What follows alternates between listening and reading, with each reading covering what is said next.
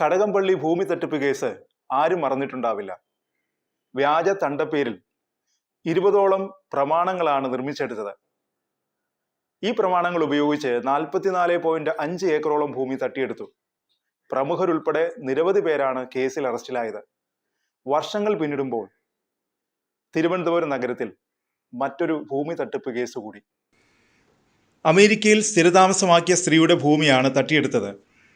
തിരുവനന്തപുരം നഗരത്തിന്റെ ഹൃദയഭാഗത്ത് ജവഹർ നഗറിലെ 10 കോടിയിലധികം വില വരുന്ന ഭൂമിയും വീടുമാണ് വ്യാജരേഖയുണ്ടാക്കി തട്ടിയെടുത്ത് മറിച്ചു വിൽക്കാൻ ശ്രമം നടത്തിയത്.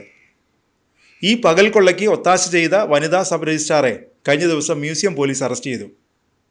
സബ് രജിസ്ട്രാർ കള്ളിക്കാട് സ്വദേശി KS ലക്ഷ്മിയാണ് അറസ്റ്റ് ചെയ്തത്.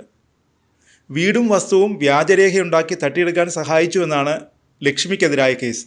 കേസിൽ 9ാം പ്രതിയായ ലക്ഷ്മിയെ മ്യൂസിയം പോലീസ് തിങ്കളാഴ്ചയാണ് അറസ്റ്റ് ചെയ്തത്.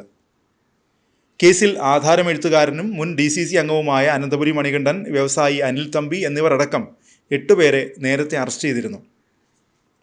ആൾമാറാട്ടം മനസ്സിലാവാതിരിക്കാൻ രജിസ്ട്രാർ ഓഫീസിന് പുറത്തുവച്ചാണ് പ്രമാണത്തിൻ്റെ രജിസ്ട്രേഷൻ നടത്തിയത്. പ്രധാന പ്രതി അനന്തപുരി മണികണ്ഠനിൽ നിന്ന് 10 ലക്ഷം രൂപയും 10 മൊബൈൽ ഫോണുമാണ് സബ് രജിസ്ട്രാർ ലക്ഷ്മി വാങ്ങിയത്. ഭൂമി തട്ടിയെടുക്കാൻ പ്രതികൾ വൻ ഗൂഢാലോചനയാണ് നടത്തിയത്. 2025 ജനുവരിയിലായിരുന്നു തട്ടിപ്പ് നടത്തിയത്. വിദേശത്ത് താമസിക്കുന്ന ജവഹർ നഗർ സ്വദേശി ഡോറയുടെ ഉടമസ്ഥതയിലുള്ള വീടും 14.5 സെന്റ് വസ്തുവുമാണ് വ്യാജ ആധാരം ചമച്ച് പ്രതികൾ കൈക്കലാക്കിയത്.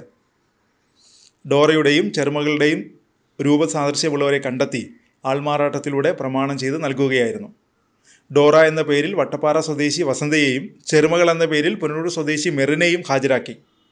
വസന്തയെ ഹാജരാക്കി ചെറുമകൾ മെറിന് ഭൂമി ഇഷ്ടദാനം ചെയ്തുവെന്ന രേഖയുണ്ടാക്കി. തുടർന്ന് ഇത് അനിൽ തമ്പിയുടെ ബന്ധുവിന് വിറ്റതായി രേഖയുണ്ടാക്കി പ്രമാണം രജിസ്റ്റർ ചെയ്തു. വ്യാജരേഖകൾ ചമയ്ക്കാനും ആൾമാറാട്ടം നടത്താനും മണികണ്ഠൻ അനിൽ തമ്പിയിൽ നിന്ന് കൈപ്പറ്റിയത് 2 കോടി രൂപയാണ്. നാട്ടിൽ വസ്തുവും വീടുമുള്ള നിരവധി പേർ വിദേശ രാജ്യങ്ങളിൽ കഴിയുന്നുണ്ട്. ഭൂമി തട്ടിപ്പിൻ്റെ വിശദാംശങ്ങൾ പുറത്തു വന്നതോടെ എല്ലാവരും ആശങ്കയിലാണ്. നാട്ടിൽ താമസിക്കുന്നവർക്ക് പോലും സ്വന്തം വീടും വസ്തുവും മറ്റാരെങ്കിലും തട്ടിയെടുത്തോ എന്ന് അന്വേഷിക്കേണ്ട ഗതികേടിലാണ്.